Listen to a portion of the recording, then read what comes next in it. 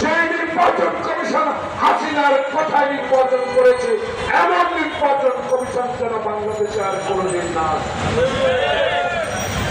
তাই আমার নেতা তারেক রহমানের বিরুদ্ধে 16 বছরের কথা বলে খালেদা জিয়াকে জেলে নিয়েছে।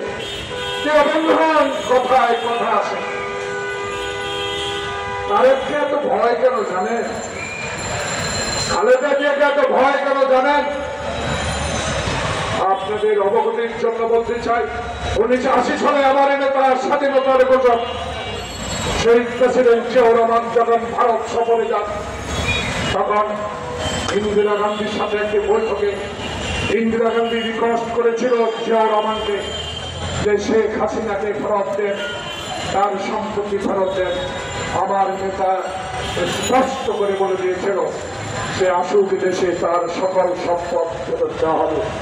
17ই মে না 13 তারিখে আপনি বাংলাদেশে আসলেন। 2 সপ্তাহ পরে জিয়াউর রহমান কেন খুন হলো, এটা এখন আমরা জানার ইচ্ছা জাগে আমাদের। ষড়যন্ত্র আপনি করেছেন, ষড়যন্ত্রকারী আপনি। বাংলাদেশের সকল সাংবিধানিক প্রতিষ্ঠান আপনি ধ্বংস করে দিয়েছেন নিজের হাতে। বিচার মানে আমি তাল গাছ আমার বিচার যখন পক্ষে যেত না, এসে লাঠি মারতেন। আজকে এই হাইকোর্টের সামনে মামলা ফেলার দৃষ্টান্ত আপনারাই দেখিয়েছেন আওয়ামী লীগ। তাই বাংলাদেশে তারেক রহমানকে ভয় একটি কারণ, তারেক রহমান শহীদ প্রেসিডেন্ট জিয়াউর রহমানের সন্তান। তারেক রহমান বাংলাদেশে দুঃখী মানুষের কথা বলে, তারেক রহমান পিয়াজ সিন্ডিকেটের বিরুদ্ধে কথা বলে, তারেক রহমান আলু চিনি সিন্ডিকেটের বিরুদ্ধে কথা বলে।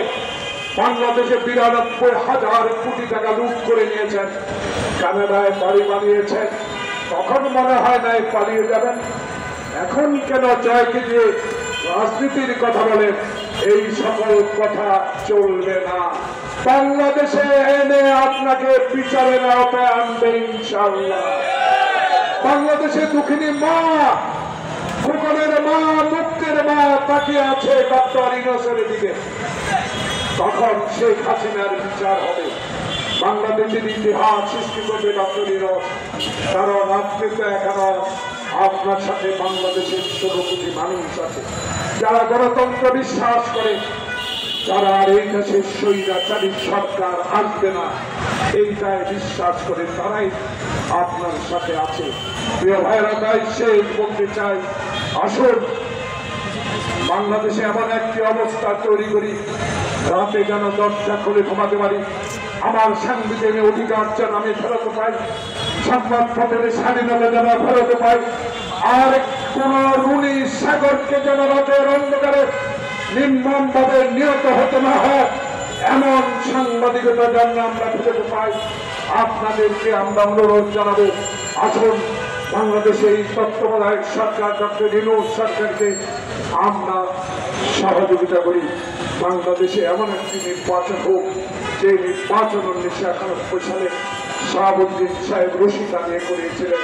এমন একটি নির্বাচনের মাধ্যমে বাংলাদেশ জাতীয়তাবাদী নেতা তারেক রহমান বাংলাদেশে ক্ষমতা আসুক, চোরের ভোটে নয়, চুরি করে নয়, এমন দৃষ্টান্ত স্থাপন করার জন্যই আজকে গণতন্ত্র ফোরামের ইসরায়েলের কাছে আবেদন জানাবো। জনাব আব্দুল সালাম সাহেব দলের শীর্ষ পর্যায়ে আছে, আসুন আমাদের নামে এখন নাকি কিছু বদনাম হওয়া। যেন শেখ হাসিনা বলেছিলেন, ক্ষমতা থেকে চলে গেলে 1 কোটি আওয়ামী লীগ নেতাকে হত্যা করবে বিএনপি জামাত। ওকে হাত দিয়ে বলেন তো, একটা কর্মীর গায়ের উপর আমরা হাত তুলেছি? কোনদিনে করি নাই, কারণ আমাদের নেতা তারেক রহমান। সেই কারণে আজকে বলতে চাই, অস্থিরতা সৃষ্টি না করে আসুন বাংলাদেশকে গড়ে তুলি, লুটের টাকা ফেরত দিই, বিদেশের টাকা ফেরত আনি, এই সহযোগিতা করেন, রাজনীতি না করে। সবাইকে ধন্যবাদ। আসসালামু আলাইকুম।